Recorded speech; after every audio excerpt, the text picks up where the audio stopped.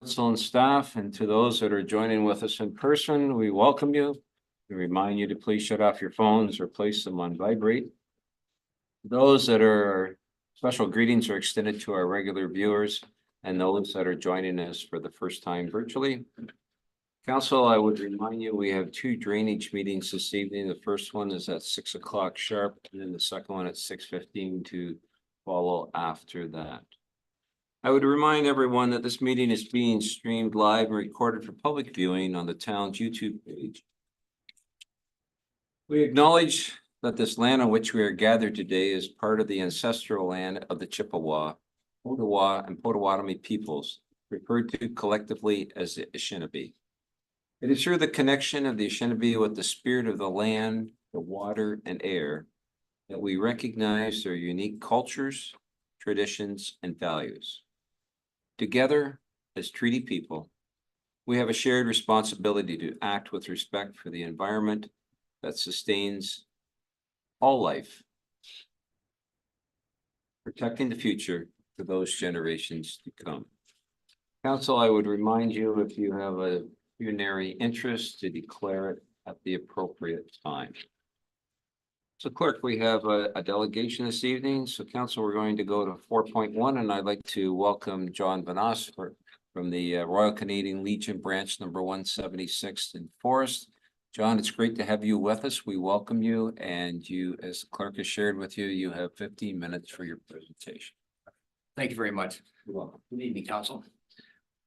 So I'm here to make a request. And I realize that budget deliberations and things like that have happened already, so any consideration beyond your current budget would be very much appreciated. But we are in the middle of a fundraising campaign to support a planned building refurbishment and some upgrades. And again, we're looking for any contribution that you're willing to make to us. So just to back up quickly for a sec, I am John Van Oss. I'm representing the Legion. I'm currently the Sergeant at Arms at the Forest Legion and a member of the executive. I'm the building committee chair, and I'm also the lottery committee chair. And the biggest reason that I'm here is because I do have a very extensive background in design and construction, and a lot of what we're going to be talking about, what I'm going to be showing you, is related to design and construction. So, an introduction quickly. The Legion has been a vital part of the forest and surrounding municipalities and communities since 1930. And we've been in our present facility since 1977. While the Forest Legion is physically located within Lambton Forest, it is geographically located at the intersection of 3 municipalities. Patrons and users of the Forest Legion come from all areas of these 3 municipalities. We want trying to maintain and strengthen that greater community, which includes the town of Plympton-Wyoming. We've enhanced the quality of life for our users and hopes to continue to do so in the future. The Legion has seen many events come through its doors over the years, ranging from small gatherings in the lounge to large events that have filled the main hall. Gathering events that are social, business, or family oriented. The building has seen a lot, been a part of so much, but it is showing its age in many areas.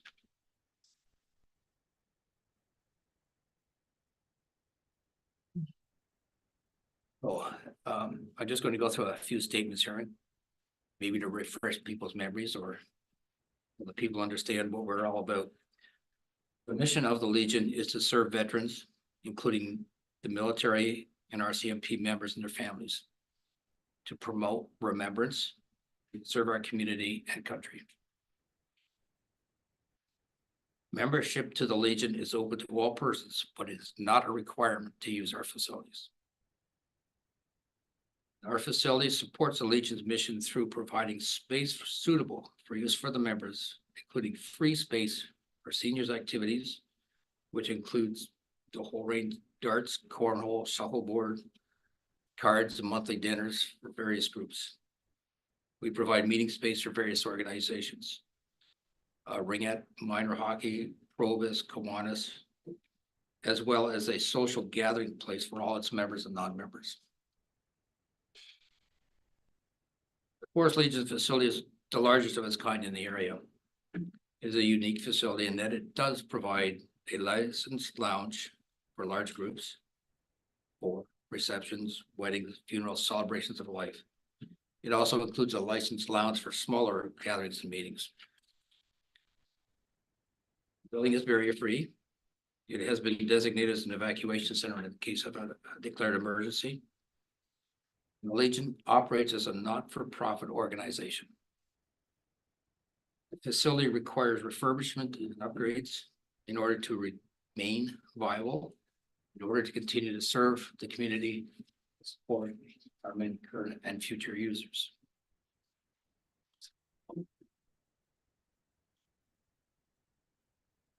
Oh, our ask. Okay. We're hoping that council will support our proposed projects by contribution. Recognize the value that the Forest Legion is making, the well-being and the growth of our surrounding communities. We're just looking for money, as much as you can provide us.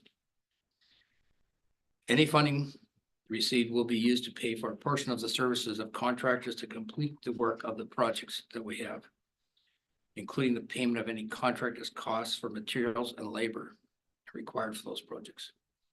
The Forest Legion expects to cover all associated soft costs.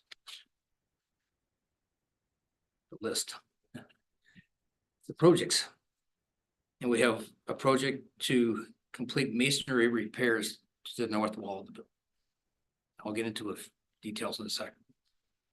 The main hall sports floor needs some replacement and repairs. We have vinyl and carpet replacements required in various areas.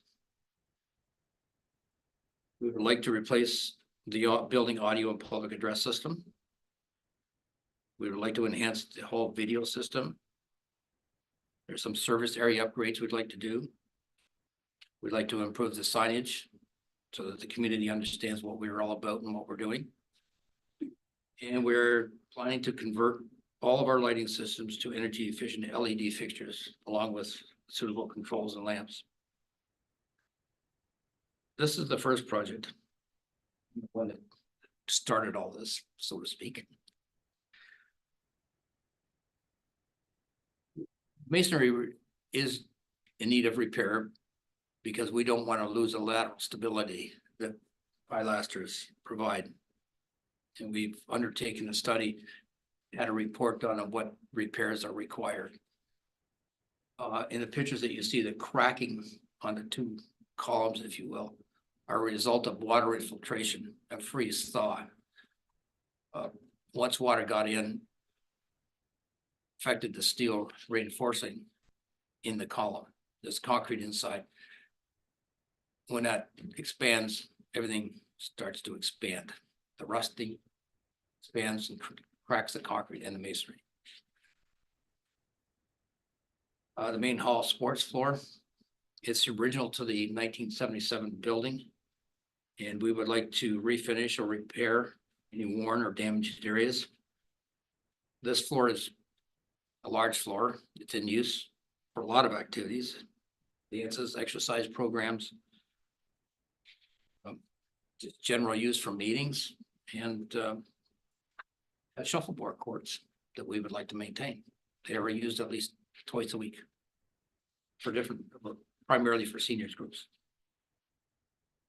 And just examples, I mean, flooring replacements need to be done. They get damaged through use, through neglect sometimes. Same with the carpets. There are many stained and damaged areas. The replacement of the building audio and public address is going to include all new speakers, new amplifiers, new wireless microphones, and it'll include wireless and Bluetooth capability.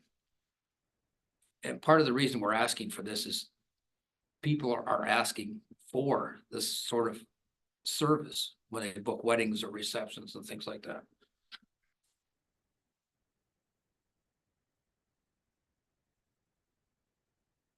The enhancement of the hall video system. My enhancement is not really a correct term because we don't have one. So we want to do this. Projectors, screens, again with wireless capability. And again, it's being asked of us because people will bring in their own projectors, use their own microphones, and sometimes it's causing problems with what we have. The service area upgrades, this is basically the bars and kitchens in the buildings. And it's, there are a number of worn and damaged surfaces. We need some refinishing and repainting. Again, looking at customer service. You know, what people are demanding. The signage upgrades. Really, we don't have any signs that show the Forest Legion except for one in little square one on a post and some makeshift ones. So we want to look at addition of electronic displays so that we can improve communications to the community. And finally, the conversion of all lighting systems. All new LED panels to replace all fluorescent fixtures that are in the building. All new LED lamps and bulbs to replace all incandescent bulbs. And new controls for those lighting, including motion sensors. For spaces that aren't always occupied. Oh, what are the estimates of the costs? Masonry wall currently estimated to be around $90,000. The sports floor refinishing is $21,000. The vinyl tile replacement of $11,500. Carpet replacement of $16,500. Service area upgrades $10,000. The signage at $17,000. The audio and PA at $11,000. Video system add is $8,000, and the lighting systems replacement is at $25,000. So the total $250,000. So we're aiming to raise. Some of the consultant fees have been paid for the initial investigations, primarily the wall. Some of the project work has been started. We've done some of the interior painting and lighting conversions. Again, we would be responsible for all the soft costs. So the estimated real construction cost, if you will, is $210,000. And just some additional information for everyone. We have initiated a fundraising campaign to help contribute to the cost of this project. Again, the goal is $250,000. We already have commitments of roughly $74,000 to date since initiating this project in this campaign in January of this year. Now, the Forest Legion does have other fundraising activities that go on, namely the lottery.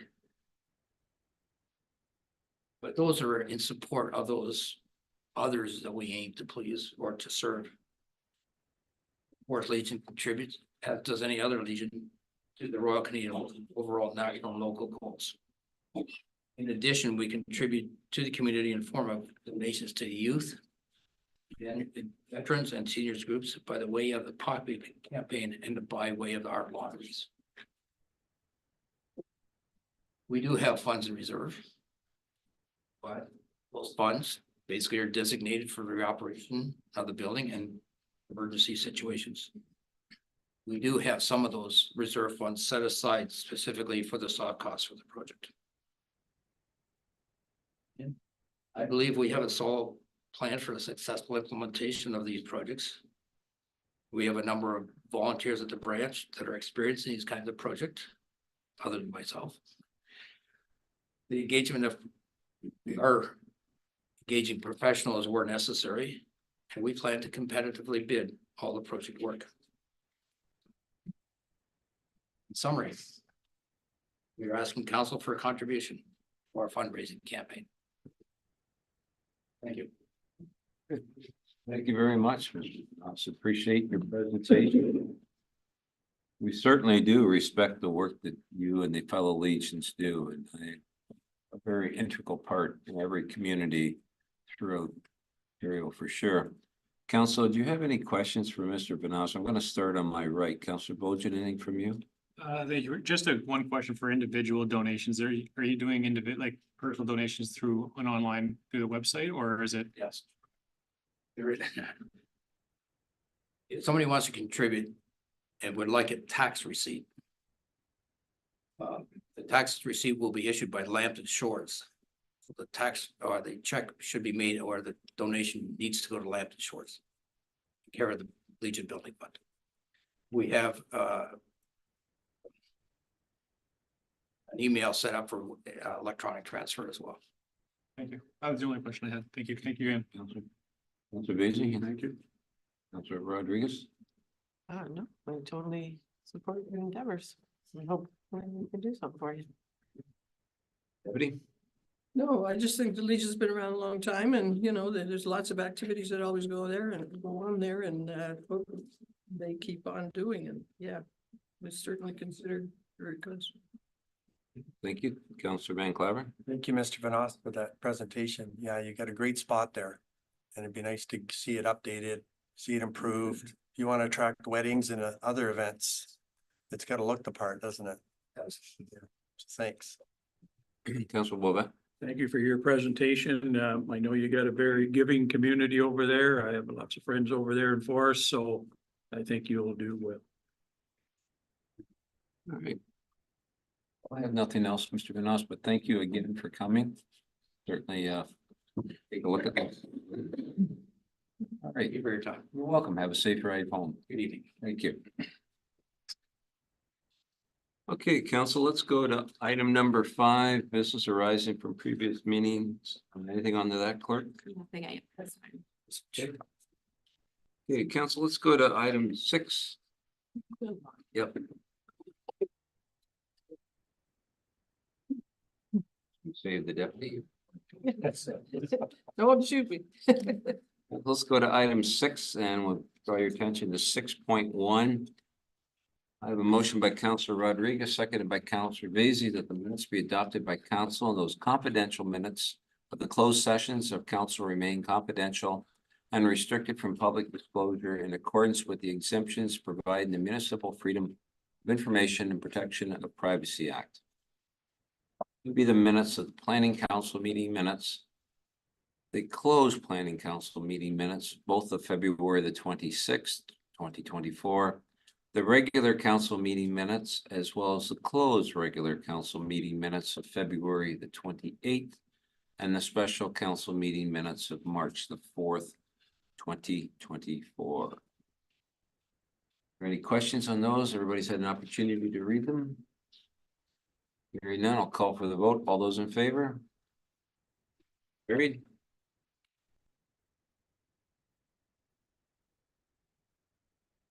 Okay, let's go to item 6.2. The motion by Councillor Wolvette, seconded by Councillor Van Claveren. That the minutes be adopted by council, and those confidential minutes of the closed sessions remain confidential and restricted from public disclosure in accordance with the exemptions provided in the Municipal Freedom of Information and Protection of Privacy Act. That would be our Parks and Rec Committee meeting of December the 14th, 2023 minutes, as well as the Special Events Committee meeting of February the 5th, 2024. We have both Councillor Bojan and Councillor Basie who are chair of those committees respectively. Are there any questions? Hearing none, I'll call for the vote. All those in favor? Carried.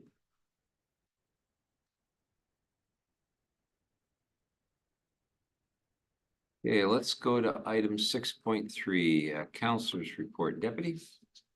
Okay, I'll go first. Okay. Yeah.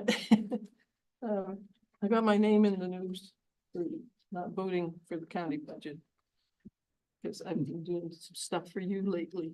I don't know how you would have voted, but I wasn't in favor of it. But I got my name in the paper for that. I was of the very few that didn't want it, so. I think we have that article framed. For you. Thank you. Okay, Mr. Wolvett, Have you got any news? No, I'm not gonna comment on the budget neither, because I don't get me excited. I have had one meeting since the beginning of March there, that was a farm safety. And obviously they're deep into planning their events for the year. Couple things for this council to keep in mind is there, and I'm not sure of the date, there's gonna be a politician tour, there's gonna be a bus tour and lunch. Lunch will be at Canatare Park. It's usually a really good tour, so if you have an opportunity, take advantage of it. It's gonna cost you anything.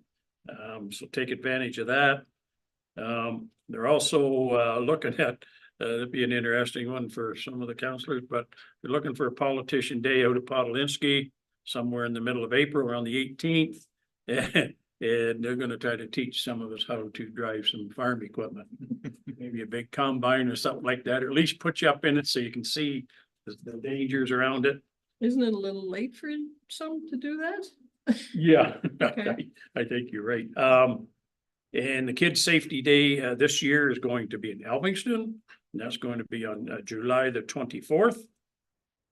And on September the 10th, the Wyoming Ag in the Classroom down at the fairgrounds there, and many other things going on. So that's just we'll try to keep you posted up to date on those politician days, but if you get a chance to go on that bus tour, it's a good day. Oh, good. Yeah. That's all. Thank you. Mr. Van Claveren. Yes, Deputy Mayor, the Drainage Committee is as busy as ever. We've got a tremendous amount of drains in Plympton-Wyoming, and every week it seems that we're discussing one or another. Also, we have our first Lambton County Historical Society meeting coming up. So that's gonna be in Elvinston and for a potluck, so that'll be fun. And that's about all I have to report right now. Okay, so the drains are busier because since you've come on there or? Oh, yeah. Oh, It's a okay. big push, yeah. Okay. I think the previous guy was slacking. Mr. Dodgen. Thank you. Both special events and environmental services met last week, but no major updates. Just another reminder, council, that if you are available March 30th, the Easter event at Kamalaki Community Center. There's a egg hunt, a small animal farm with bunnies and such, and other games. So Bunnies are allowed to go hunting or just little kids or big? so if I remember correctly, there's gonna be two different hunts, one for the really little kids and one for the little bit. Okay, thank you. Yeah. Mr. Basie? Yeah. Mr. Basie, I have nothing to report. Committee of Adjustments busy this month, so right. that's all I've been doing. That has been enough. Ms. Rodriguez. Thank you. So I had a trails meeting, last Thursday. There was a presentation by Susan Mills, the coordinator of Lambton Shores Area Transit. Explaining how all that works. And, I was just wondering, like, is there any discussion to bring that service into Plympton-Wyoming? And when I looked at their map, I mean, they go out of their way to avoid most of Plympton-Wyoming on their routes.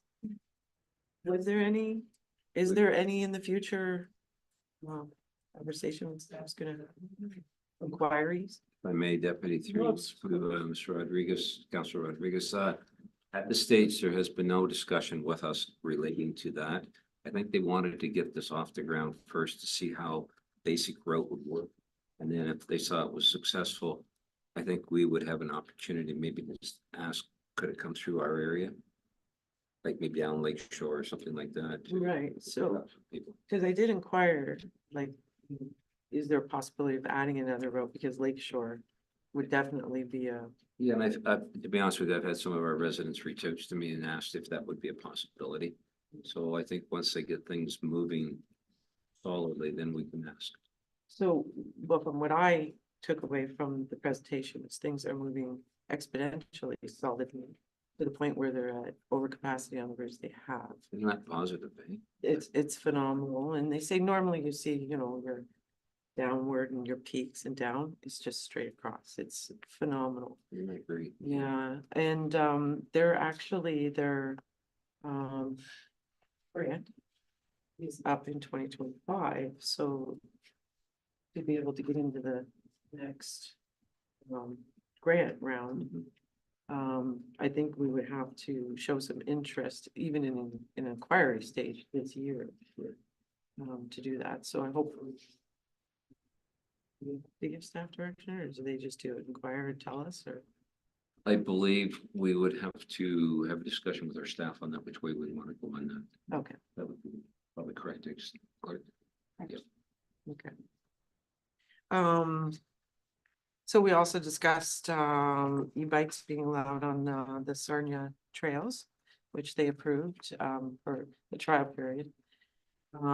Which was kind of awkward because Point Edward does not allow e-bikes on their trails. And a lot of their trails are connected, so that's gonna be different.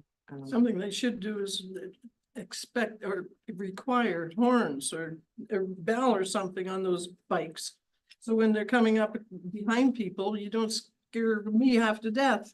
Yes, I know, I've been on, trails, I go on trails many times with my, up there in Sarnia, and,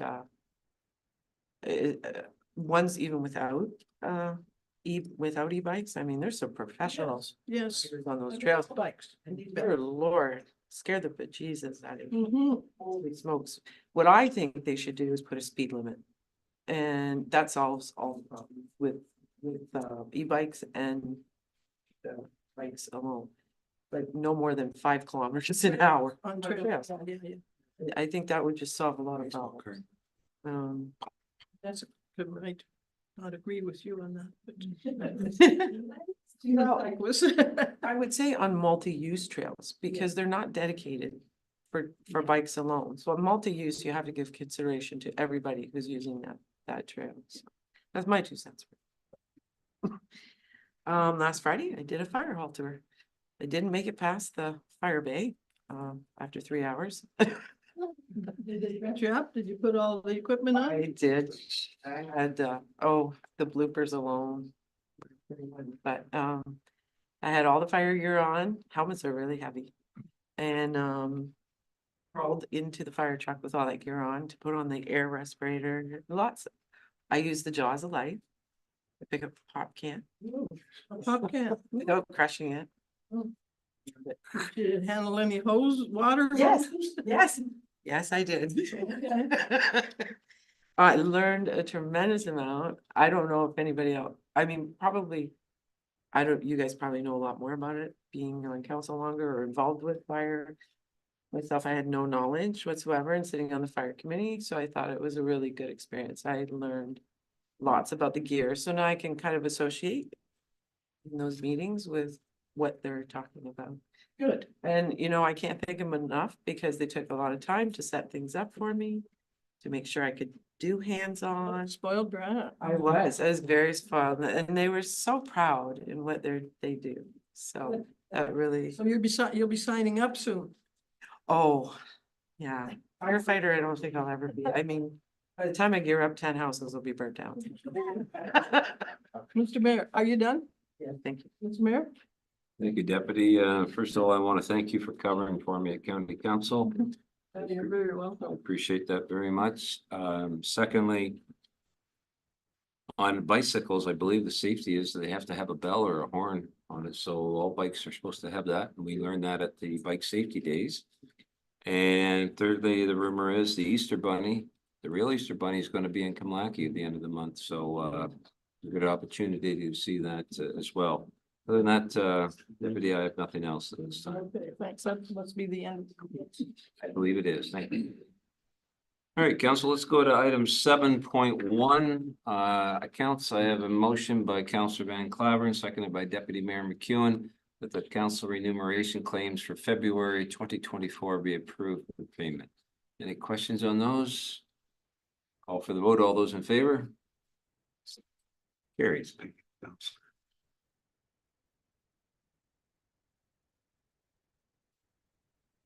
Okay, council will go to item 8 on your agenda, 8.1. I have a motion by Councillor Bevesi, second by Councillor Bojan, that the report by Adam Sabansky, Chief Administrative Officer, and Aaron Korchuk, Clerk, dated February the 26th, 2024, regarding a facade and structural improvement program subsidy for 597-599 Broadway Street be received and the council approves the application for funding. We have Ms. Gorchuk with us. Any questions? I want to thank, let's call for the vote first. All those in favor? Period. I want to thank staff and Councillor Van Claveren for pushing this through. I think we're getting a lot of good positive comments, not only from our communities, but as well as our neighbors that pass through every day. So well done, team. That's good. Okay, council, go to 8.2, motion by Councillor Rodriguez, seconded by Councillor Bazey, that the report by Ella Flynn, Executive Assistant Deputy Clerk, dated February the 28th, 2024, regarding the 2024 spring newsletter be received and the council approved the distribution of the newsletter with the interim tax billing. Flynn is with us this evening.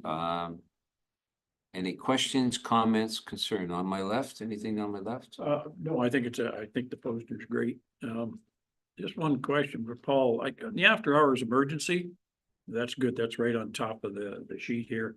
Does that ever get tested? Mr. De Silva, are you comfortable answering? Do you mean the? Well, if I contact? called that number, right, somebody answer? Yes, it would go to Jacobs. They definitely would answer. Yes. So it is tested. Yeah, it gets used on a somewhat regular basis. Okay, thank you. So I have, yeah, great poster. Yep. Councillor Van Claveren, Looks great to me, Mr. Mayor. Deputy, That looks good. Councillor Rodriguez. Thank you. Just one question. I believe in our agenda, the fire committee, there was also a 2-page or maybe front and back page, item in there in regards to smoke and carbons. Is that going in additionally with this? Ms. Flynn, So that was pulled directly from the newsletter, so that's page number 2. The very top of the second page.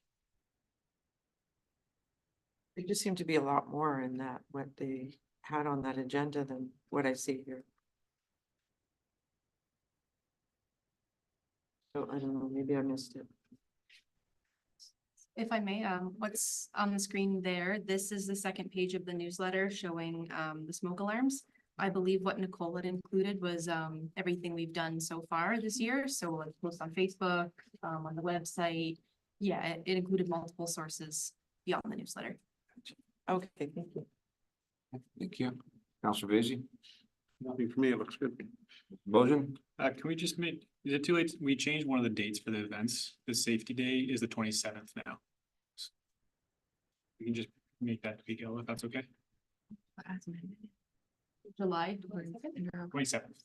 that's Thanks all.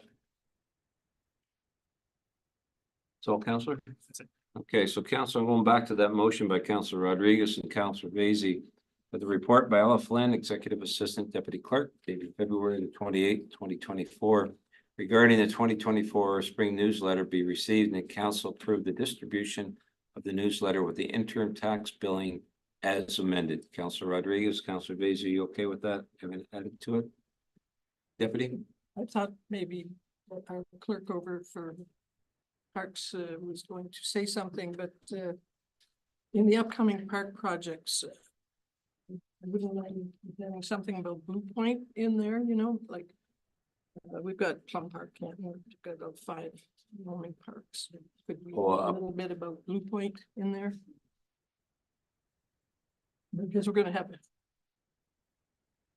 to see and have a site meeting there. Clerk? Just to clarify, Deputy Mayor, so here they're saying what they're gonna do because it's been budgeted for them. If Yeah. you just want it to say like the public consultation was coming That up, would be great. you squeeze that in there? Ms. Wilson? When is this notice going out? Not till. It'll be at the very end of April. Doesn't matter, just include public consultation, it'll be ongoing. Okay. Like not a date, right? No, don't Just put say a Blue date down. Point, public consultation. Yeah. So people know we're doing something up there. Spreading wood chips in Highland Glen, I hope too.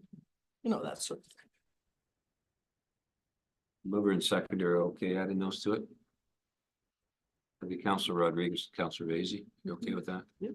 All right. Council will call for the vote. All those in favor? Great.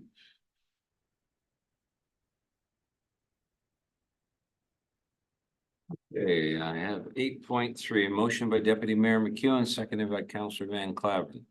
That the report by Jessica Wilson, Drainage Clerk dated February the 29th, 2024, regarding a request for appropriation of drainage assessments be accepted, and the attached agreements for appropriation of drainage assessment due to severance of lands for the Chalmers Drain, McCausland Williams Drain, Halleck Drain, East Branch of the Chalmers Drain, and Park Drain be approved by council. We have Miss Wilson here in case there's any questions. Anything to my left? Seeing none, anything to my right? Call for the vote. All those in favor? Carried.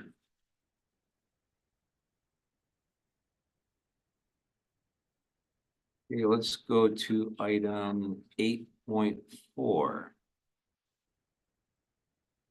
A motion by Councilor Vacy, seconded by Councilor Bojan, that the report by Jessica Wilson, Executive Assistant Public Works, dated March the 4th, 2024, regarding the public facilities agreement for North Lambton Community Health Center be approved, and the license fee of $80 be waived, and that bylaw 19 of 2024 be taken as having been read 3 times, and that the mayor and clerk be authorized to sign the said bylaw accordingly. Any questions on this one? Okay, Councilor Vacy and then Councilor Rodriguez. Yes, at Parks and Rec, we discussed this. Can we get something in there that it's left the way it was found? If there's dirty shoes, if they, get swept. I don't think it's the optimist's responsibility to clean up if they're, like I said, I've never been there, so. But if there's a mess left on the floor, that they do a quick sweep, kind of thing. Stephanie? Yeah, I don't understand that. Why you raise that, because you don't leave it in a mess. I'm just saying, but it's still, it's not in the agreement. Sometimes we have to go through cleanup before we. Well, see, if you had a mop in your hand. I do on occasion, I certainly do. That's all I have. Can I just ask? Clerk? Jessica, is there something in there on that one? There's one for damage and stuff, which. I thought I remember reading something like that.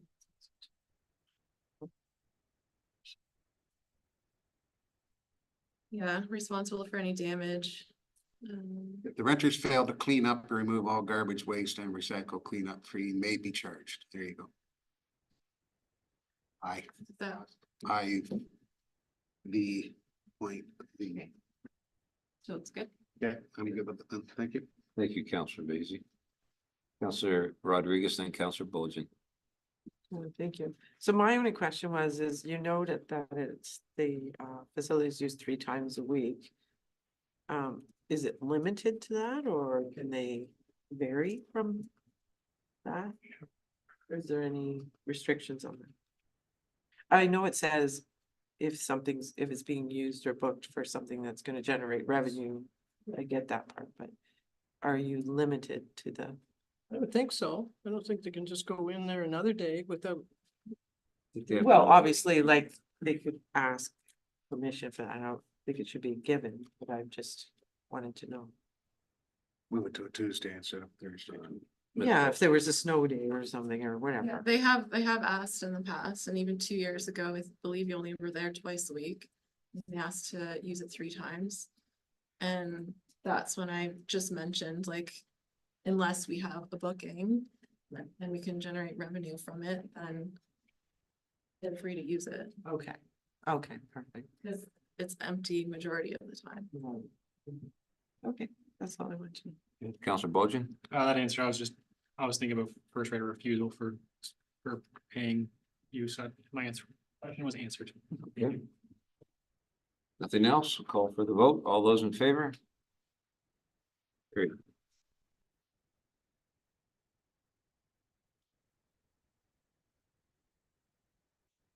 So let's go to item 8.5. I have a conflict on this, Mr. Mayor. Okay, Counselor Van Claveren. A motion by Counselor Bojan, seconded by Counselor Basie. The report by Jessica Wilson, Executive Assistant, Public Works, dated March the 5th, 2024, regarding the public facilities agreement for Lakeshore Community Church be approved. The license fee of $80 and the gazebo fee of $240 be waived, and bylaw 24 of 2024 be taken as read, having been read 3 times. And the mayor and the clerk be authorized to sign the said bylaw accordingly. Any questions on this to my left? No, no question. All right, Councilor Rodriguez. Thank you. Just on the waiving of the fee, isn't that normally done? Didn't we do a review of this policy where nonprofit automatically get a fee? Clerk. Thank you, your worship. We have a form they have to fill out to ask. So it's attached to that, the request to, they have to say they're a nonprofit, request that it be waived and give a reason kind of for why. Oh, so we still have to. We still have to do a process. Oh, Yeah. okay, I It's just just thought it what- was automatic to get away from doing the process. I think council still wanted to know how much Oh. was being waived, so it still needed to come to this table. So that's how we decided to do it. Okay, all right, thank you. Any other questions? Am I right? Call for the vote. All those in favor? Carried.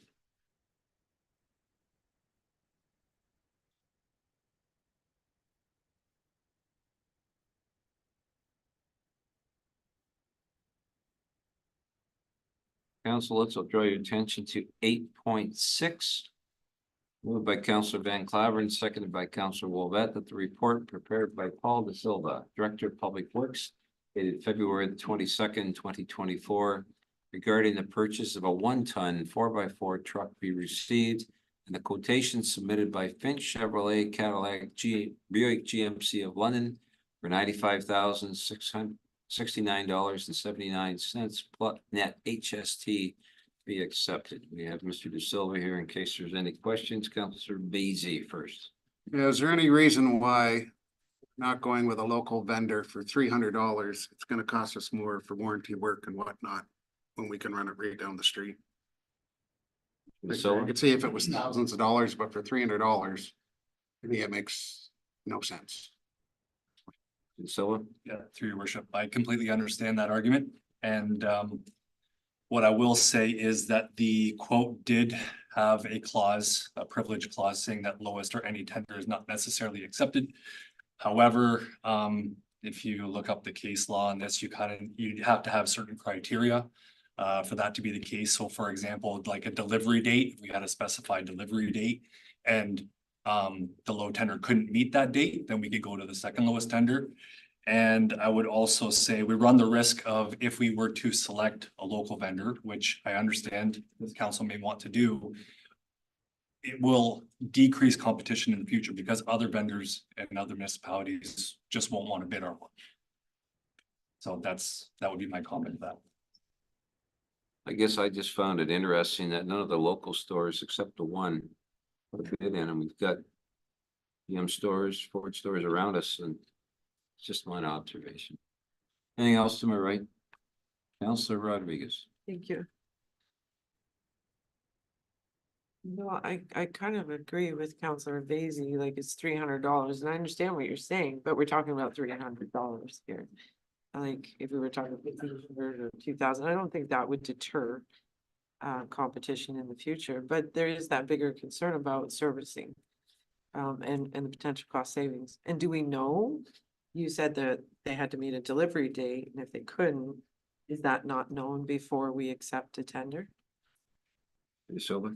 Again, to answer your question, yeah, we did contact all the vendors to see when they could deliver, and they were all within a month of each other, so that criteria doesn't really come into play.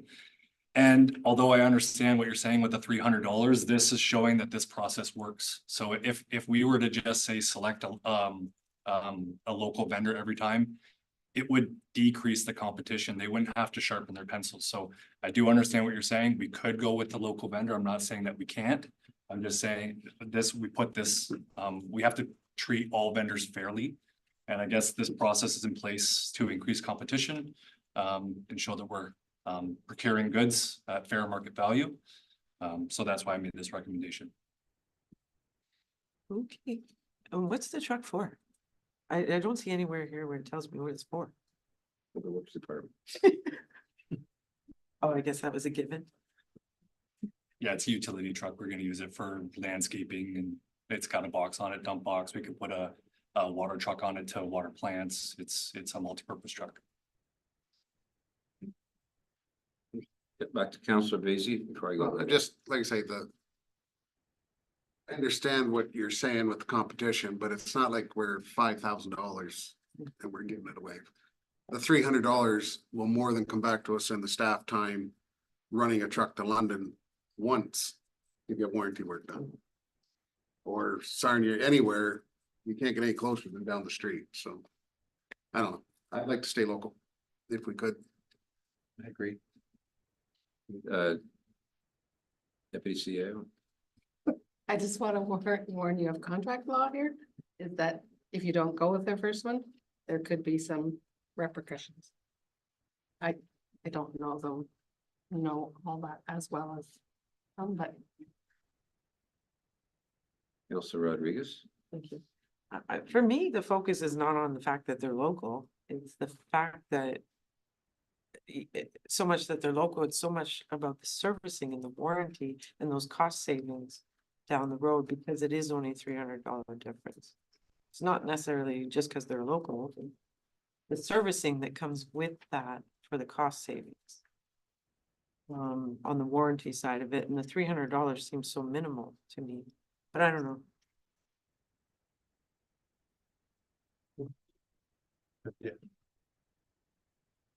So Silva.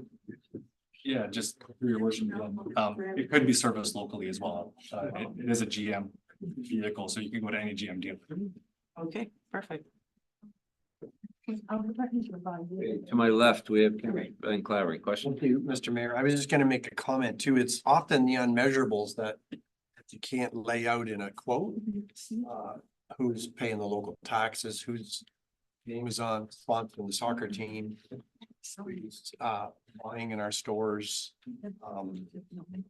That's what this misses on. We want to encourage our locals to thrive, flourish. And I can appreciate, but there'll always be competition. I'm certainly not worried about that. There'll always be somebody wanting to sell a truck somewhere down the road. All for me, sir. Okay. Thank you, Mr. Mayor. Couple of things. Did we get any municipal discounts on buying this truck? Because these dealerships do have a municipal discount that can be applied. I know we were trying to buy a few pickup trucks there, but it was COVID come into play. And there was such a shortage of vehicles that they couldn't give us the benefit of the municipal discount. So did that come into play on this bid? Yes, it did. We did get a discount, yes. from what these trucks would have been worth. Now, you're looking at buying another Chevy truck, I can see that. But when you look up and you had problems with the previous truck with the electrical system maintenance. What kind of truck is that? Ford, Chev, Dodge? I don't know the answer to that question. So my question would be, are we gonna have the same, same issues? So, We think perhaps it was a lemon truck, Oh. so I don't think it was related to the manufacturer necessarily. and I'll just make a comment on the bid process. We do a lot of bidding here and every municipality does. And to go outside that bid process and start to give preferential treatment to, local businesses is really a slippery slope. We run into that here before with lots of bids going on over the years, and it's a very difficult thing to do, whether it's $300 difference or 5,000. You start to get into a pretty heavy argument about the bid process and what our legalities are and bids and stuff and expenditures over $25,000. And I think, as the treasurer has already said, if somebody wants to oppose that in the bid process, you can run into some pretty big legal problems. We've talked about this in depth in my past years on council, so I think it's something you got to be really careful of. I know it's hard to accept, but that is the way it works. So unless you're going to do away with the bid process and go and give the jobs to individual companies, you're You have to be real careful. Thank you, Counselor. Deputy, anything from you? No, no, it's all been said. Okay, we've had good discussion. Call for the vote. All those in favor? Opposed? Carried.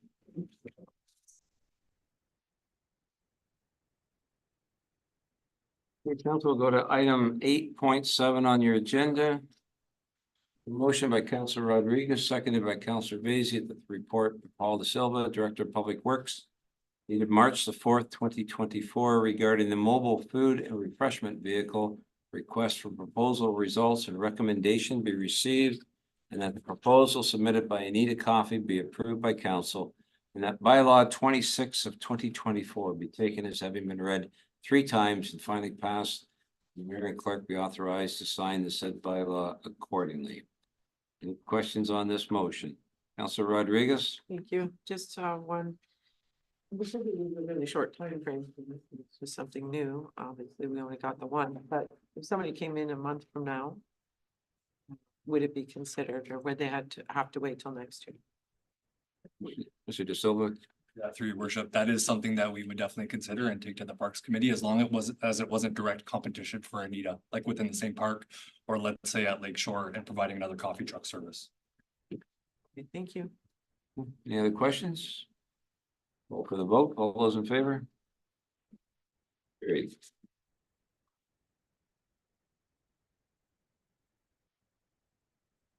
Council, let's go to item 8.8. I have a motion by Deputy Mayor McEwen, seconded by Councilor Van Claveren, that the report submitted by Paul De Silva, Director of Public Works, dated March the 5th, 2024, regarding the Housing Enabled Water System Fund, bracketed HEWSF grant application be received, and the council endorses an application to the HEWSF for the Plympton wastewater treatment plant headworks upgrade project, and that the proposal from Jacobs Consulting to assist with the application be accepted. Council, you've had a chance to read Mr. De Silva's report. He's here if you have any further questions. To my left, anything? Nope. Deputy? And just a comment that I thought Jacobs could probably just help you without charging you. I bet their benefit too. So you don't need to answer that. Councilor Van Claveren, anything? Nothing for me, sir. Councilor Wolvet? Am I right? Any questions here? No, I just totally agree. Well, thank you. Okay. Call for the vote. All those in favor? Carried.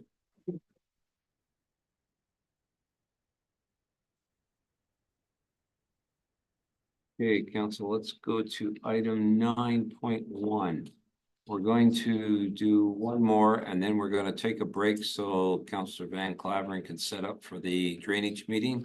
So we'll do 9.1 and come back after the drainage. Probably take a 15-minute break and then resume our rest of the agenda. So item 9.1 moved by Councilor Van Claveren, seconded by Councilor Wolvet, that bylaw 89, 2023 for the Somerville drain improvements, bracketed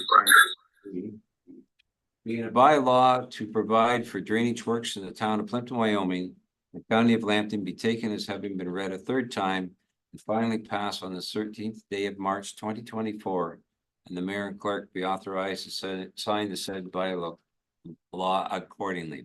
Any questions? All those in favor? Carried.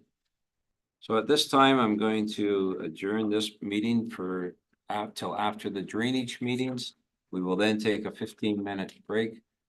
So Councilor Van Claveren, you can set up you and the clerk of the drainage for the proceeding. Moving ahead. Thank you, Mr. Mayor. We're just a few minutes ahead of schedule, but I will be asking our mayor, deputy mayor to step out as I only require 5 council members. Big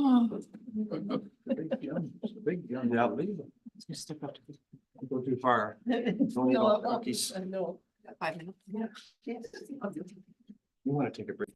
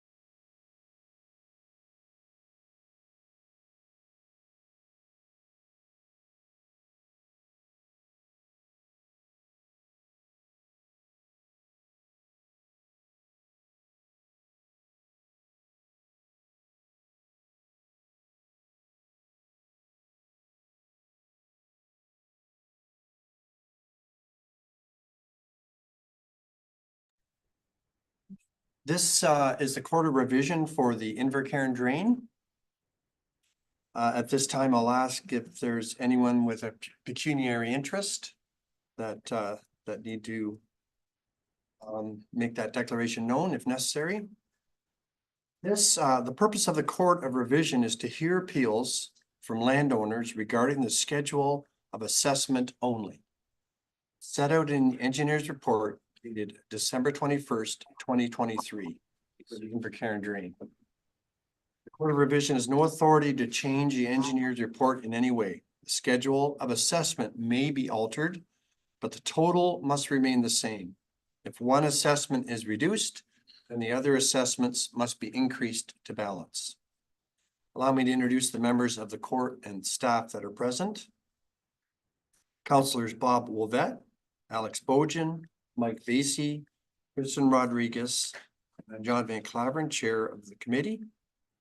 Our staff with us tonight, Drainage and Engineering Coordinator Elizabeth Cummings, our Drainage Clerk Jessica Wilson, Director of Public Works Paul De Silva, Ella Flynn is our Executive Assistant, and our engineer on this project, Mr. John Spreed, is online, and I see him there now. Good evening, John. I would now ask the drainage clerk if the town has received any written appeals to the schedule of assessment as presented. We did. We received a written appeal from Mr. Jim Grigg And Jim is also being piped in tonight through Zoom as well. online. Very good.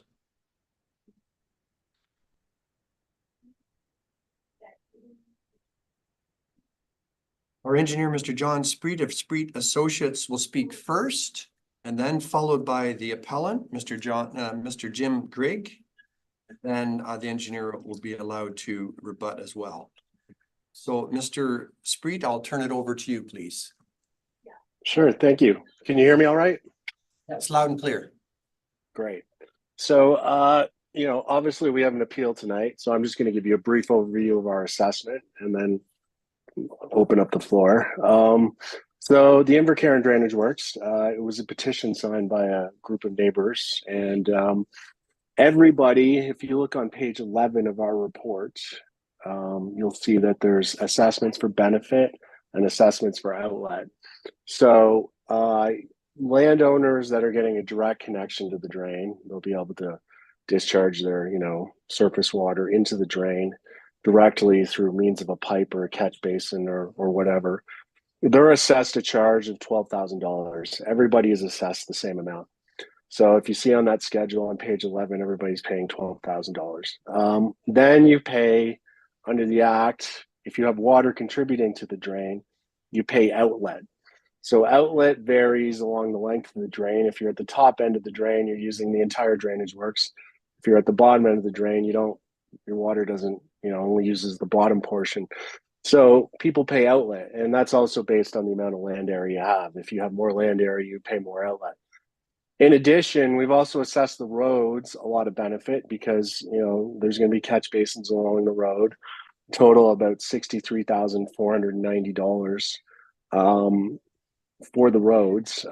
That's just direct benefit charge. That's because the drain is on their property. And then we also assessed them outlet charges of $38,000. So the road we assess at a higher runoff rate than the house lots. Generally, the roads have more runoff than properties, so we assess them at a higher rate. And then you'll see these special assessments. So under the Drainage Act, when we cross a road, it is considered obstruction to drainage. So they pay the increased cost for crossing the road. So we have 7 special assessments. So the total value of all the assessments to the road is about $133,000, or about 47%. They have about 32% of the land area in the drain. So that's sort of our brief overview of our assessments. I'm happy to answer any questions on that. Any questions at this point from anyone in the gallery? I know we're going to allow Mr. Grigg to speak here shortly as well. Mr. Grigg, you heard Mr. Spreed okay? Is he able to Here is there, Jim Grigg. Hello? Is that you, Jim Grigg? You'll just have to, I think you need to turn the sound off on one of your devices. We're getting a reverb because you're in the meeting twice. So I just muted you. You'll have to unmute again, but if you can turn that sound off first, please. Hello? Hello? Hello, Jim. Jim, you're on two devices right now. Are you on two computers? It appears that you are. If you could turn the sound off on one device. Okay, I think we're moving in the right direction there. We're trying. Are you off, Brenda? Can you hear me? Yeah, that sounds great. Okay. Sounds great, Jim. So I had some backup here because last time I went up and I wanted to make sure I had a phone. I was still having issues, so thank you. Yeah, fair enough. No worries. So you could hear our engineer, Mr. Spreed, okay? Yeah, I heard that. Okay. I didn't hear who all was there, but I heard Mr. Spreed, yes. Yes, I think you've got some other local residents in the room here too. So you'd like to say a few words, I understand. So you're more than welcome to do so. That would be great. Maybe we'll limit that to 10 minutes. Yes. That'd be great. Why don't you go ahead? Did you prefer me to read the letter that I sent? Did everybody read it? Do I really need to read that, or would you like me to read all through that? Or you could kind of highlight the areas that are really important that you'd like to highlight there. well, okay. I don't disagree with the engineering's project and the money costs. None whatsoever. It's the like I said, I had a preview of what led up to these situations through our community over the 30 years. And when the roads and the township took ownership, I going through this quickly. So between all the different ongoing new homes and stuff going on, the just adding and adding and adding to the roads, we've got bermed in certain places of the gravel, raising the heights of the roads. In some cases, at least minimum 4 inches, and I said up to 6, maybe up to 5. And I explained the Sutherland how they used just that. They had to uncover that base constantly every time they put in a new house because of the gravel that just kept adding and adding. The gravel only got leveled, it never got graded, poor grade to make the water flow to where it was supposed to. It just got leveled out. So the elevations have all changed. Every time a new house was got, the elevations would raise about 1 inch or so. And in doing so, it disturbed the neighbor's land and water. We also had, because of the township and roads asking by their bylaws to finish their elevations to the road, I explained in the letter, that was to me, maybe you can explain it more to us, to me, that it should have read to the road allowance. And then culverts and swales beside the roads would not have got filled in and allowed some of that water to drain where it was draining to properly to the manufactured drains that we had in place, type of deal. So over the years, all that got all filled in. And we've got to this point now, so where we are. So you can finish reading my letter at some point. To me, it's all good information. And those drains or holes in the ground that I said do not work, whether that has anything to do with this meeting or not. I was told I get to explain some of the issues, and it wasn't at the proper meeting before. So, you know, nothing was done, just holes in the ground were dug, and this is clay. This isn't sand, it isn't gravel, it is clay. Clay has a structure to it that when it gets wet, it's just like a brick. So these holes that were dug, something needs to be kind of looked after. And there was no test, the holes just were dug, and no percolation test, no nothing, like type of deal. And that's okay. So I just wanted to explain that. So what I'm saying is, at the first with our on-site meeting, the drain, a question was asked, you know, who pays? And it was stated that those who drain water directly or land that contributes. Okay, that's fine. So to start, there's been a line drawn. I just had an aerial map view. I never had a map view with lots or anything with measurements and anything else on it. So the properties, the line was drawn on the north side of the Mac Ave as part of the watershed. And so it's a line in the clay per se, not sand, but a line drawn. So does that mean that water stops there? Well, it doesn't, because one thing, the road goes right against all those properties where their front yards are supposed to drain onto the road. So now that we're putting in these drains, this water is draining onto the road and then into our new watershed, or the drains that we're going to put in with catch basins and that. Not all of them, sir. Not all of them. Believe me, it's just a few, but still there's extra water draining on them. And if the township wants to take care of that by me requesting this extra little percentage, that is fine. I don't, take it on. So, and also the ones on the north side of that road don't have no avenue because how do I explain that? Both the road allowances are on the east side. There is no road allowances on the west side of that road. So they're both on this side. So I hope that everybody took into effect that they just didn't calculate one road allowance on one side of that road. I don't have any figures to prove that they didn't or did not. I'm just bringing that up, that I hope that was included. And so that's another thing. The other thing was, so that water drains back because not a proper grading over the years, just a leveling per se, and building up. Some water, I know you don't get to reverse water, but water that used to flow one way now flows the opposite way because of just adding gravel at all times. So some of that is still going to continue on there. It was explained at the meeting too, that on the on-site meeting, that they would drain or grade some of probably the road allowances to the proper catch basins in some way, and the roads would be graded again.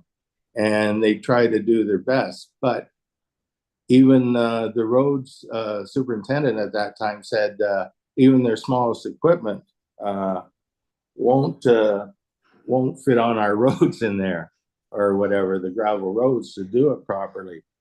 But yet I do have to admit there are ways, and the road superintendent said they would get it done whatever it takes. And I don't know what that is, but I was happy to hear somewhat of that. But all I'm saying is all the roads don't handle that. We had the grader in last year. I called and had it in. The grader worked fine. It's a lot of work for your person running the grader, but he didn't dump gravel. He ripped it with the ripper. Instead of adding gravel and all that kind of stuff, he ripped it and then he graded it out. I thought he did one heck of a job being an old farmer and on gravel roads and everything. Excellent job, I thought. So, whatever it takes to get a proper grading, for me, this is my opinion, I'm the one speaking. This is my assessment or my appeal that it be done. So with the event of the roads not being properly graded over the years, to nobody's real fault, maybe attention wasn't brought enough to the councils over the road allowances being filled in and culverts removed by the bylaws that are in existence, it all just kept multiplying and multiplying. So what I'm saying is, when we go put in these catch basins, we're now going to be paying for removal of some of this land that the township and roads requested to grade to the road, when it should have said to the road allowance. That one big word made a big difference in our community or any rural community. You got to watch when you say road or road allowance for your drainage, because they're already swelled to go to a certain spot. So I don't know, I probably missed a whole bunch. I'm down here. You can tell I'm probably nervous again still, but it's nothing against anything. I agree with the cost.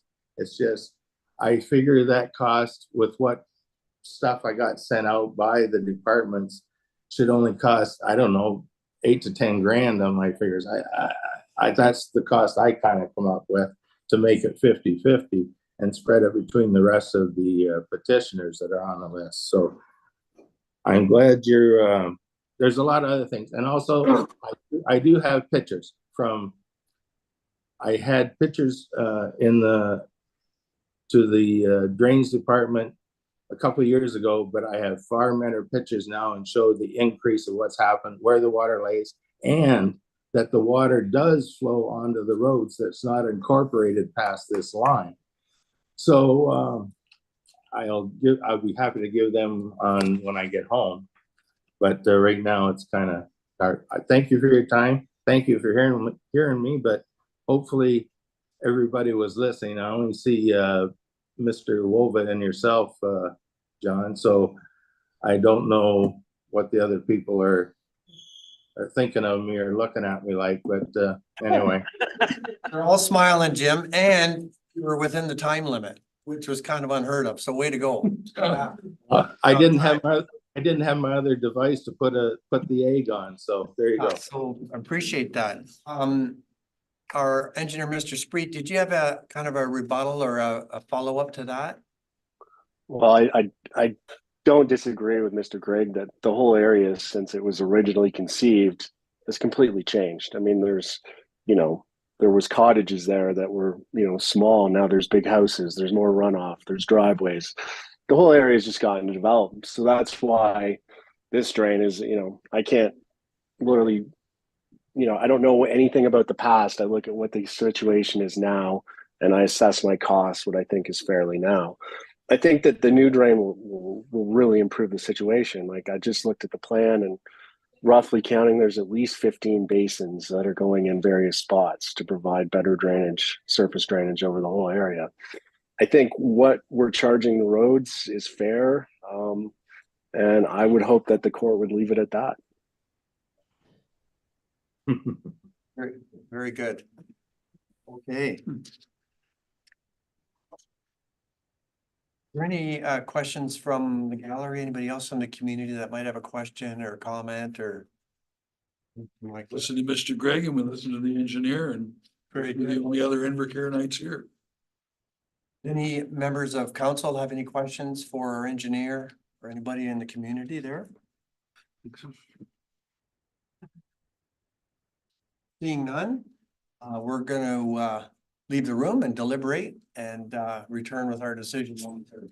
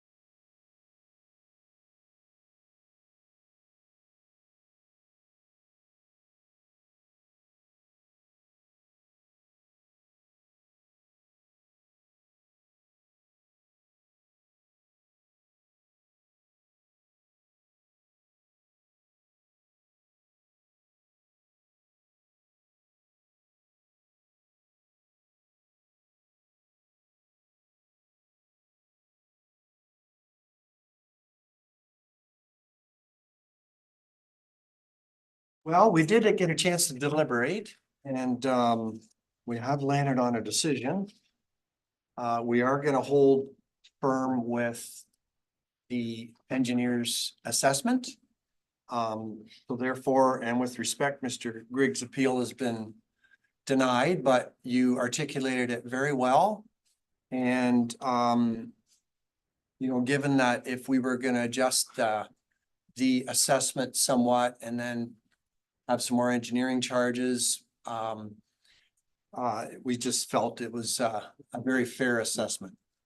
So at this point, under Board of Revision, I have a signed motion here.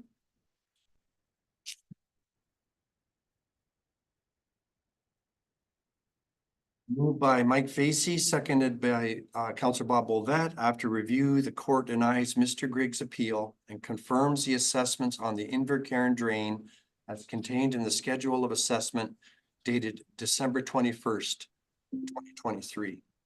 Favor? Great.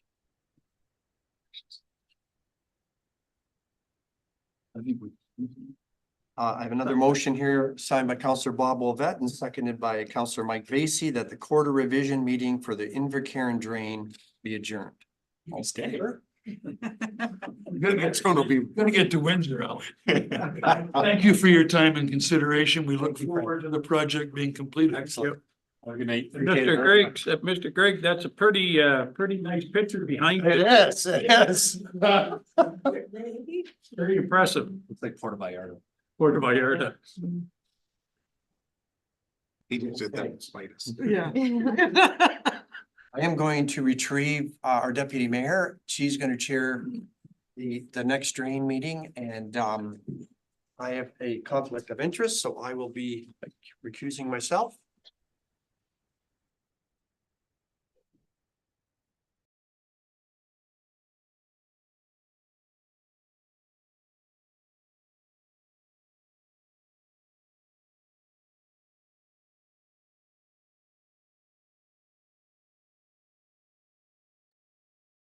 Okay, I'll call this meeting to order. And if there's any declarations of pecuniary interest or conflict of interest at this time, please say so. I would request members to make the appropriate declaration if necessary throughout the business of the meeting. The purpose of this consideration meeting is to discuss the proposed works and technical aspects of the drainage report dated February 14, 2024. For the Confederation Line East Drain, Norman Street South Drain, an extension of King Anderson Drain, 2024. If there are assessment concerns, these will be addressed at the Court of Revision. So I'll introduce council, Mr. Wolbett and Mr. Bougen. All the names are in front anyway. Mr. Daisy, Ms. Rodriguez, and then we have our staff, our clerk, Jessica. That's not Aaron Korchak, that's Jessica.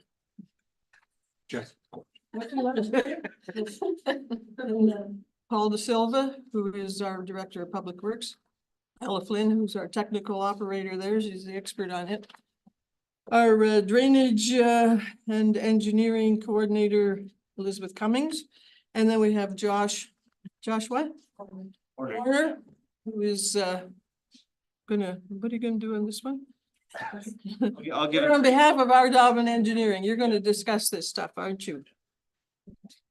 Yeah, thank you. Through the chair, I'll give a brief overview of the report and then make myself available for any questions or comments. So the drainage report has been prepared under Section 4 of the Drainage Act to address a petition received from the town as the road authority of Norman Street and Confederation Line. The report proposes the incorporation of the existing storm sewer infrastructure on the north portion of Norman Street and is to be known as the King Anderson Drain Extension. Report proposes the incorporation of the existing storm sewer infrastructure on the south portion of Norman Street and is to be known as the Norman Street South Drain. The report also proposes storm sewer improvements on Confederation Line from Broadway Street to 4577 Confederation Line as part of a road reconstruction project to be completed in 2024 and 2025. Each property is to receive storm service and low boulevard areas will receive a catch basin.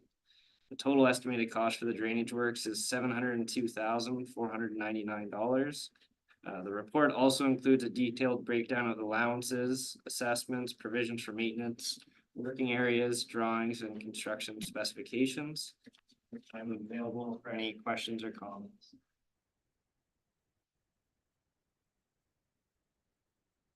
First of all, was there any written correspondence regarding the drainage report? No. Okay. Are there any landowners in attendance who would like to publicly address their questions or comments? Sir, state your name and. M.O. Stedman, right? Yeah, I think a big part of it is that we're wondering on Norman Street, okay, and I know that's not this year, but it'll be next year. How we're gonna have access to our homes. Yeah, there will be through the chair, there will be a portion of construction where access will be restricted at certain times. So the connection, we are doing the storm sewer for a portion of the way up Norman Street and the water. We anticipate those obstructions will be, say, from 9 to 5, and you'll be allowed access to the street afterwards. Obviously, it's not ideal restricting the access, but unfortunately we have to do it to do the construction. And then the tie-in at the corner, that'll be a major part too, on it, I confess. Yes, it will, yes, yeah, so there'll be portions where Confed, are you talking Broadway and Confed then, or? No, I'm talking Confed and Norman Street. Yeah, So again, you're gonna have all your tie-ins there also, right? yes. Yeah, so like what type of time frame are you thinking Yeah, to do that? yeah, so I mean, any obstruction of access to Norman Street will have to be just for during the day, and then at night they'll have to restore access to those properties. Okay, so another question, how about emergency vehicles? Is there any planning on that? To date, there hasn't been. I mean, it's similar to if you're doing a culvert on a municipal drain that's an open channel, when they're doing the culvert, there's gonna be an obstruct, you're not gonna be able to gain access to a residence. I mean, we'll do our best if we get to that scenario. Hopefully we don't, but. I find that a concern, a little bit of a concern, yeah. Yeah, through the chair, please. During our pre-construction meeting, we'll involve emergency services and we'll let them know what's going on, and we can make provisions so that they have access. They're always going to be able to get through. They could drive right up through the boulevard. But we'll include our fire chief with that, and we'll have contingency plans in place for any time that intersection's blocked off. Yeah, that's important. Yeah, we'll look into that for sure. To clarify, it's Evelyn from Norman. Can you clarify the 9 to 5? When you said it's closed, it will be closed or be obstructed? Well, yeah, depends on how long, but yeah, we would look to have access completely restored to Norman Street by the end of the day for residents. So if I leave my house at 8 AM and I want to come back down my street later in the day, I can't get in, is what you're saying? I mean, we're gonna have to sort those details out with the contractor, and we will have another meeting once the contractor is ready to proceed to construction to sort out those details, but the exact timing at this point, I'm not sure. So if I can't get back in, where do you expect me to put my car? It would be on Confed. That's not gonna happen. I will not leave my car alone with no security. No way. I don't know how you guys feel, but if you have to leave your car out, like off the street, are you talking all day? Or are you talking overnight? No, I'm not, yeah, we're not talking overnight. Okay, go ahead. Just through the chair, I'd like to say that this is the drainage portion of the meeting, so anything like access and that will be discussed, as Paul said, at the other meetings, but this part of the meeting is really for the drain, not for those kinds of issues. Thank you. Are there any other drain questions from anyone? Okay, any counselors want to address this? Go ahead, Mr. Rodriguez. Thank you. So as you stated, the questions from the affected homeowners aren't discussed here, but where are they discussed? Like what's just so that they're aware. Well, as Paul's through the chair, as Paul mentioned, there'll be a pre-construction meeting, or if you have concerns, you can always call Paul. sorry to throw you under the bus, but Paul to discuss the street construction, if it's Drainage Act questions and the drainage portion, it would be myself, so. Will that meeting be communicated? Oh, absolutely. Yes. For sure. Anyone else on council have any questions? I ask one. Oh, go ahead. I ask one. Yeah, what size of drain are you? So you're putting a new storm or you just putting sanitary water down Norman Street? Yeah, through the chair. So the storm is going to be, it's an 825 diameter storm sewer up to Toronto, and then it's a 750 to Norman, and then I believe it's a 21 or 18-inch east of Norman Street. So nothing will change on Norman Street as far as the storm, then it'll just be the sewer and the water. Is that correct or not? Well, we're not improving, we're not doing any works on Norman. Right, just at the corner. Just at the corner. The tie-ins. Yeah.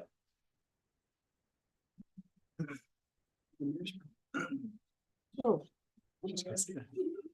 No other questions at all? It's down coming through. And no more objections at all? Yes, so. I'm going to read this motion. Okay.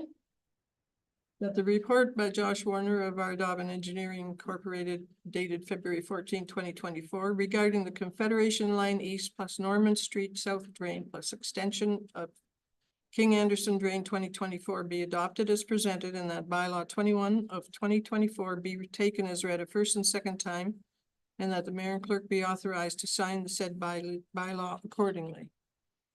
Everyone in favor? Nobody is opposed, so that's carried. I'll hit my gavel here. So the next motion will be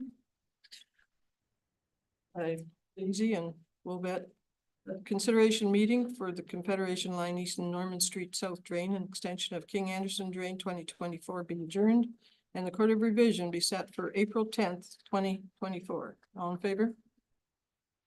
Carried.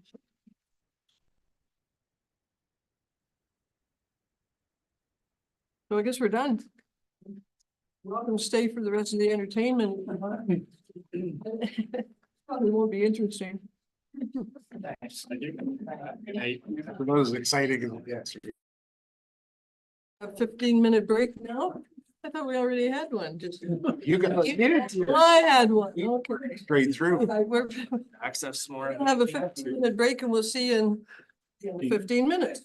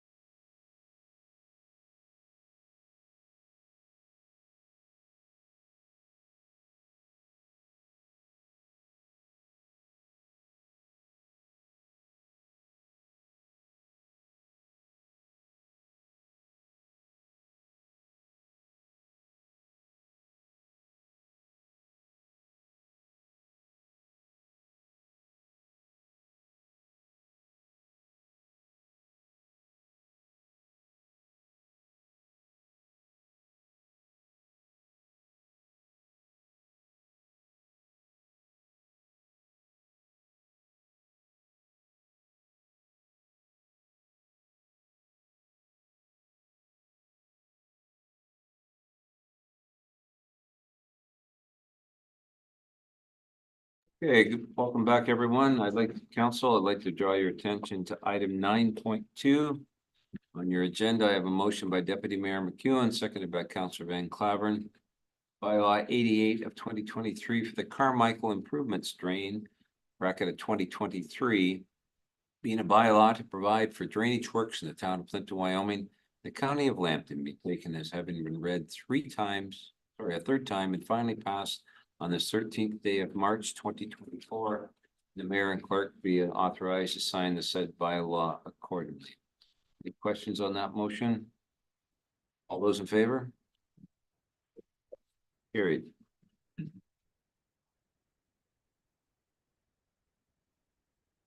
Okay, council item number 10 on your agenda, 10.1. I have a motion by Councillor Wolbett, seconded by Councillor Van Claveren, that staff be directed to communicate council's comments regarding the York One Environmental Waste Solutions Limited application for amendments to the waste processing, transfer, and disposal operation in Dresden, Ontario. Council, I will go through each one of you to express your one concern. That will be recorded for staff to share with them. I'm going to begin with Councillor Wolbett. Yeah, I've read this over a few times, watched a few of the comments being made at county council. This is a tough one for myself as a municipal councillor in a different municipality. They are. This is being dealt with by the province and the feds and the municipality and the licensing of that existing landfill. So I am not going to make really any comments on that, because there's some statements in there about each municipality and these landfill sites have the option of accepting or rejecting. So I just don't think I should get involved in the comments from there. I think they need to deal with them themselves. Okay. Thank you. Councillor Van Claveren, anything from you? I read it through a number of times, Mr. Mayor. Obviously, there's going to be some spin-off for our municipality, probably traffic.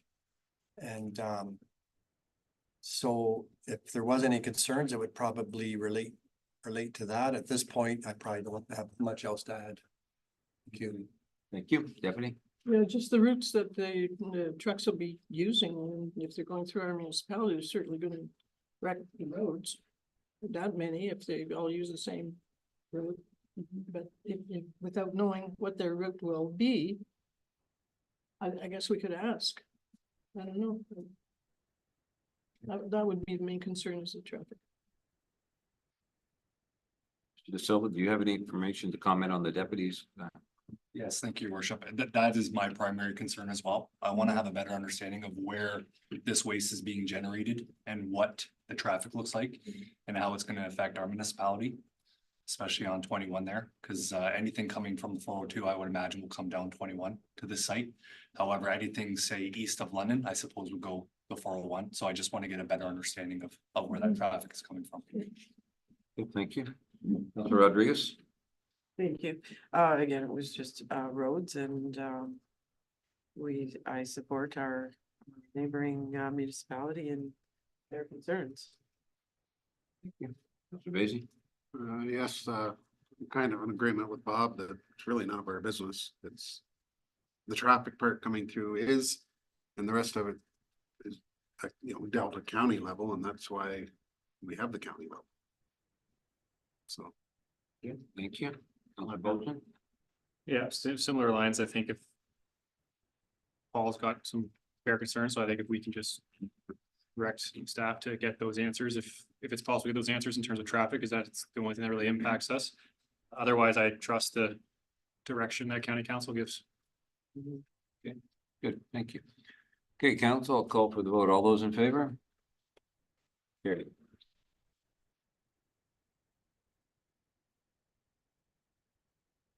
Council, let's go to item 11.1, correspondence. I have a motion by Councillor Van Claveren, seconded by Deputy Mayor McEwen, that correspondence items A to N A to N related to the recommended reading and routine approval and information items be noted as received by the Plympton-Wyoming Council and filed accordingly.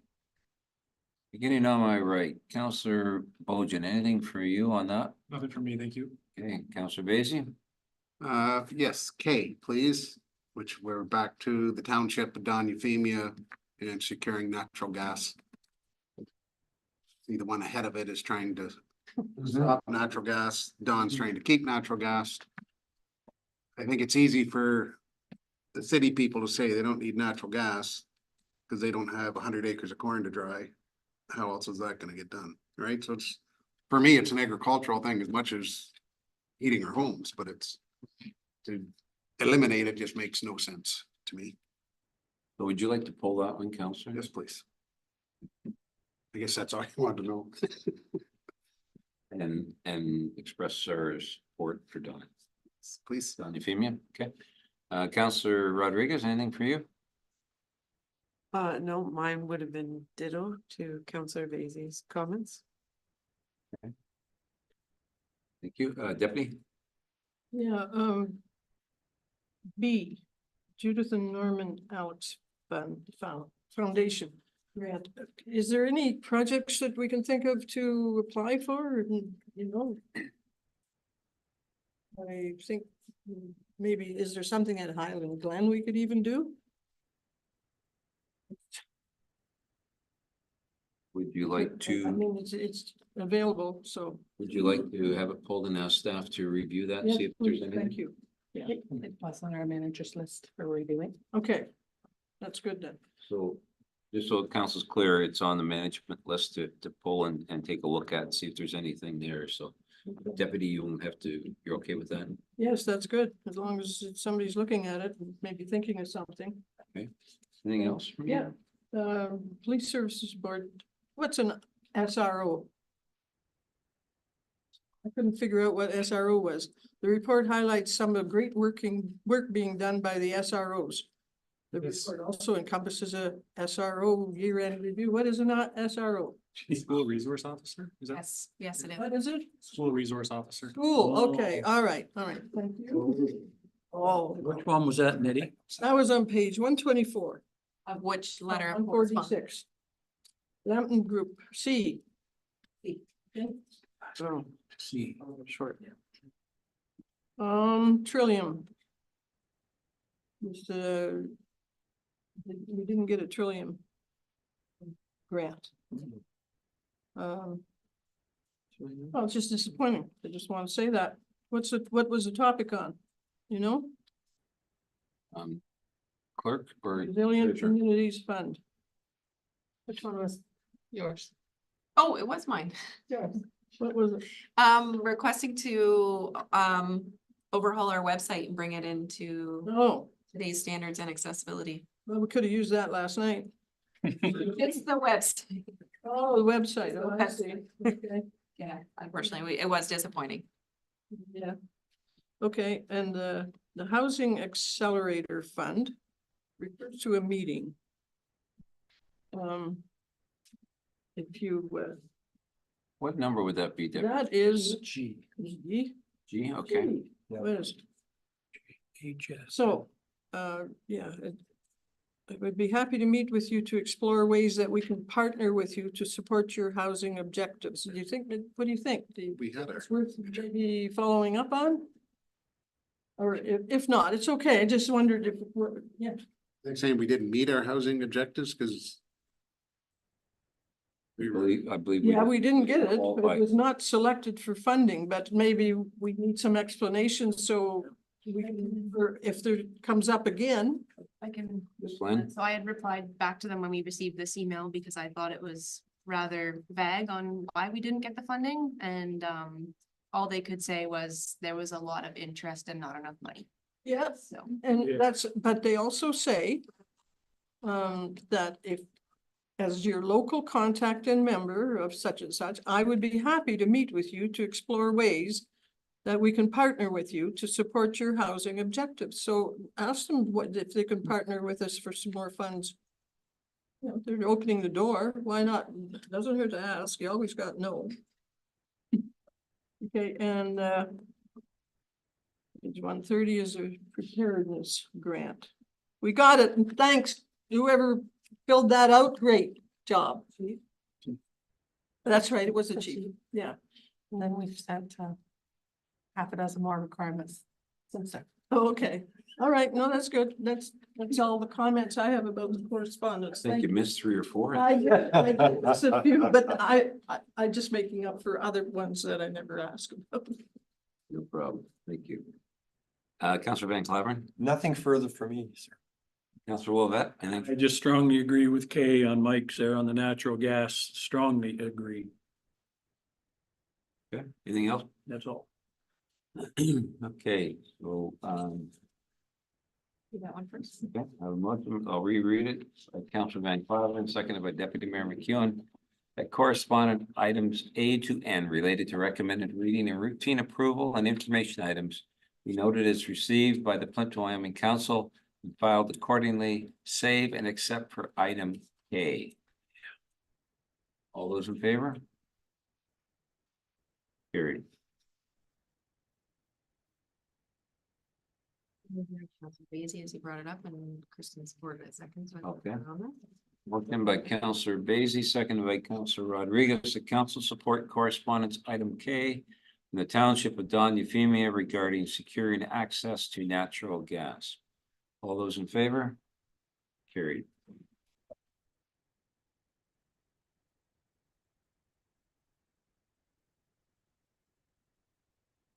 Okay, council, let's go to item number 12, new business.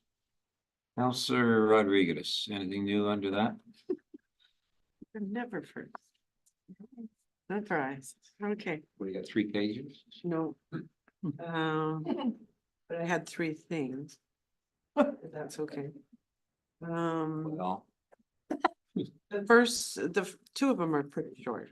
The third one, well, I'll make the first one.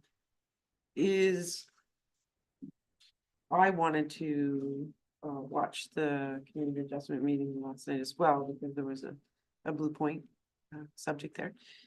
And me and some other people were interested and weren't able to connect. So it just brought up concerns for me and then how we can address them.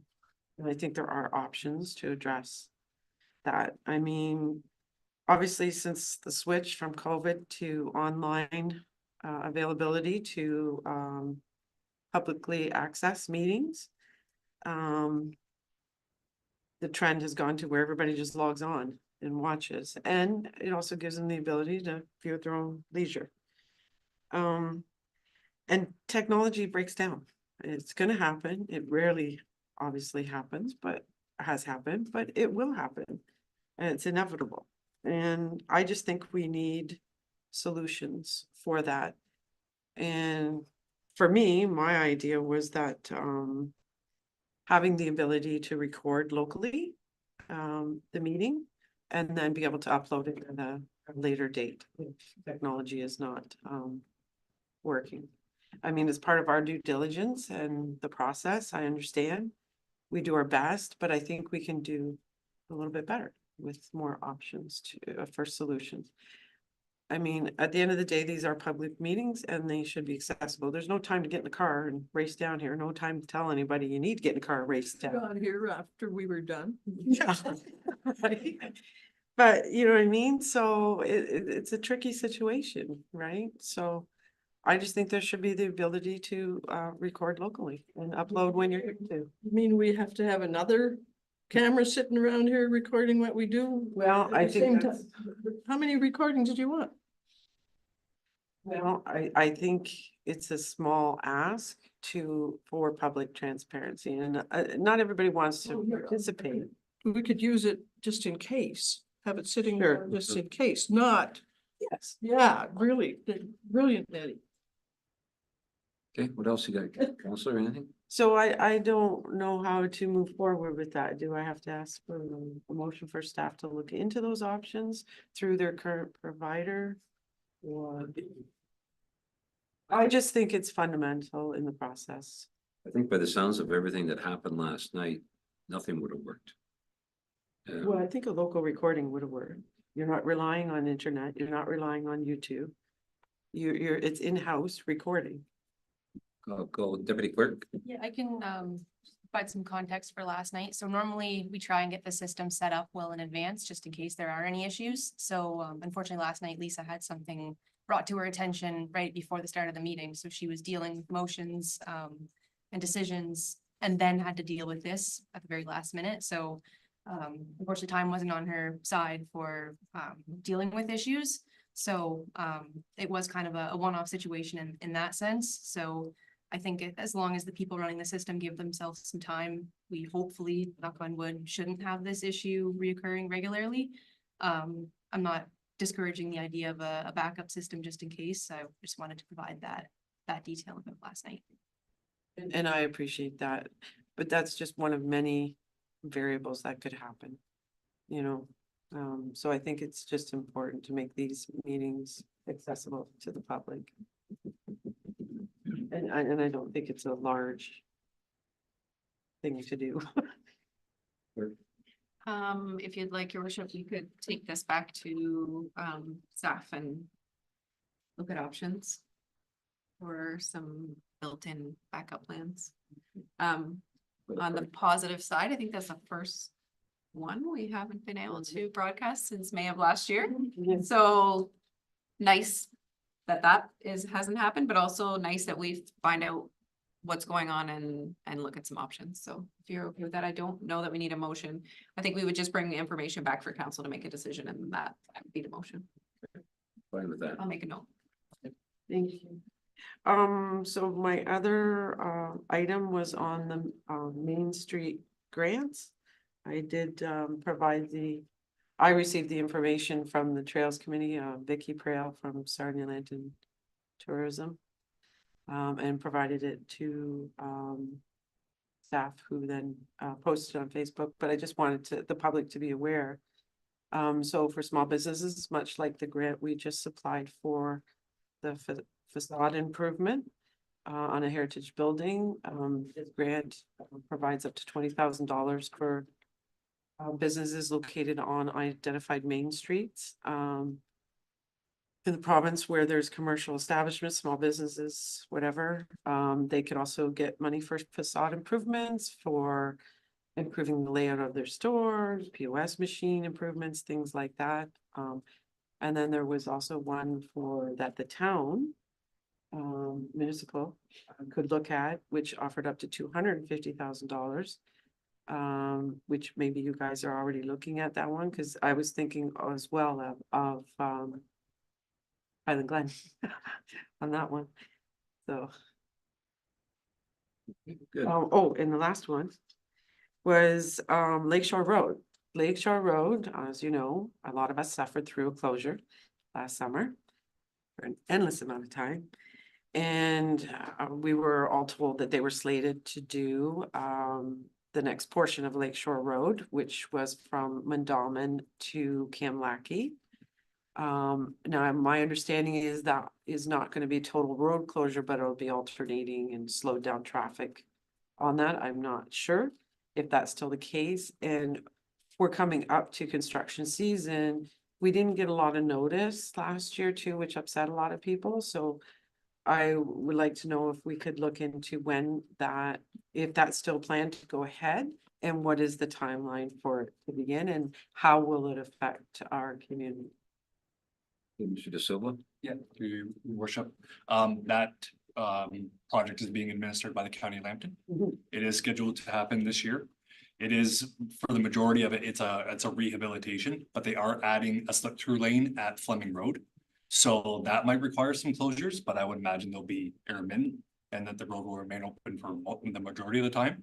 I can certainly talk to the county about maybe enhancing the level of public notice or you know, a little bit further in advance of the construction, if that helps. Well, I appreciate that. You weren't here last year, and it was quite upsetting to a lot of people. We received a lot of complaints about it, even though it's not our road. It is in our municipality. So naturally they would talk to the locals here about their concerns. That last year was total road closure. This is gonna. Right, Not but- going to be that. Really. Well, what I'm hearing is it might involve some, but it would be just be nice, so everybody can plan accordingly. And I think, Mr. De Silva, I may interject here at this time. I did share with the county last year when this happened, our displeasure with it, and asked them for advance warning as much as possible. You may want to just follow up with either Mr. Cole or Mr. DeLine on that. Sure. Let them know we haven't forgotten. We can also share whatever the county has for public notice on our website and Facebook page and to help get that message out. Yes, that would be great. Yeah, thanks, Counselor, for reminding us on that. Counselor Vasey? Nothing under new business, but I would like to thank Doris for watching and the email she sent me. Keep me on track. Thank you. Okay. We can go further into that, Counselor Vasey, but we Counselor Bulgin? Just two things. The first one, just building off Councilor Rodriguez, the My Main Street Community Activator Program is the one municipalities are eligible for. It's very specific to main streets, so Highland Glen wouldn't necessarily be eligible. However, at our events committee meeting, Mr. Spancy said they're putting in an application. I believe it's for lighting along right through Wyoming here to add to the existing lighting. They as we well call as it the Lonnie lights. yeah, as well as just to help the activation of the Christmas in the Village event. So there will be an application going in for the My Main Street. And then the second one I have is just a question for Mr. De Silva. I know there's been concerns about the fiber optic process and encroachment on private property and farms. I'm just wondering, is there a internal process in place? So if a private landowner is concerned and has a survey or whatnot, is there a process in place for us to ensure that that fiber optic cable is not being installed on their private property? Just because I don't blame them, but they're just worried that if there's damage done during farm operations, that they're going to be liable for that damage to the fiber optic. So I was wondering if that's something that's in place for staff to kind of deal with on a case-by-case basis. Yeah, through your worship. We are dealing with a few of these cases right now, and when the fiber project goes in, they apply for what's called a municipal consent. We review it. All municipal consents have the fiber optic on the road allowance, but obviously when you get into the field, some things happen. So in these cases, Eastlink is investigating. I've asked them to actually hire a surveyor to confirm that what they've installed is on the road allowance, and I'm still waiting to hear back. So that would be, we are dealing with that on a case-by-case basis and are requesting additional information from the contractor. Do you know if Michigan Line's included in that? Okay, Yes, it is. thank you. That's all I have. Thanks, Counselor. Counselor Wolbeth? Have anything tonight? Okay, Counselor Van Claveren? Thank you, Mr. Mayor. Just one little thing. Looks like the Blue Water Health Dream Home is coming to Plympton-Wyoming this year. It's gonna be about a $1.5 million build. And the request is if Plympton-Wyoming might waive some of the fees needed to build their permits, that kind of thing. So that's something that could be considered. I would think they may need to have that in writing, would they not? Yeah, you're correct, your worship. We have the fee waiver policy. I can send you that. There's a form in there they could fill out, and then they'll be more specific exactly what they're looking for. Thank you. Well, I got, sir. Okay, Deputy Mayor? Oh, someone called me and complained about the truck traffic on the Eggerman Road. No, not just through Kamlaki, but obviously they probably go through Kamlaki before they hit the Eggerman Road. They're complaining. So if we could do something about it. I don't know what you're gonna do, short of throwing out a 2x4 with spikes in it. I don't know. So they just don't stop. So, and I had to agree with her. So that's enough. I had to listen to longer than that, believe me. Right? Maybe Mr. De Silva, you could talk later on that. Okay. All right. Thank you. I have nothing under new business for this evening. Also, we're going to go to thank you everybody for your input. We're going to go to item 13.1. I have a motion by Councilor Van Claveren, seconded by Deputy Mayor McEwen, and that council move into an in-camera meeting of council pursuant to section 239 of the Municipal Act of 2001 as amended for the following reasons. Item A, security of municipal property. Section 239, bracket 2, bracket A, the security of the property of the municipality or local board. Council, you've heard the motion. All those in favor? Carried. For those that are watching us virtually, thank you very much for being with us. This time we're going to be going in camera, probably for a period of up to 15 minutes, and then we'll be coming back out to close down. Thank you very much for taking the time to join with us this evening.